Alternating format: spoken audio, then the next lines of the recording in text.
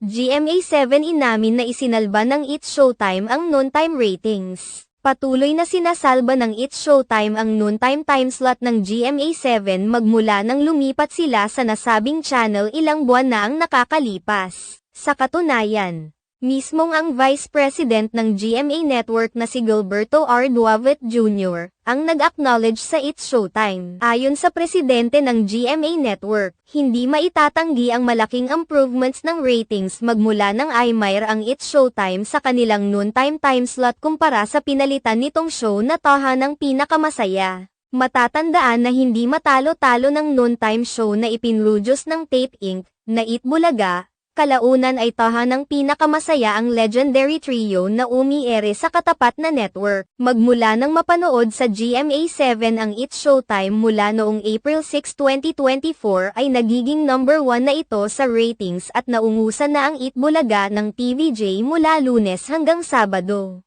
Mas malaki rin umano ang napapasok na sales ng It's Showtime sa nasabing network sa pamamagitan ng mga TV ads. Sa kabilang banda, patuloy namang naninindigan ang TVJ at iba pang mga dabarkads na hindi sila apektado sa pagtaas ng ratings ng It's Showtime ngayon dahil expected na umano nila ito dahil sa rami ng mga channels kung saan ito umiir. Bukod pa rito, mas malaki pa rin naman umano ang nakukuha nilang ratings ngayon sa TV5 kung ikukumpara sa ratings na dating natatanggap ng It's Showtime noong umiir ito sa TV5.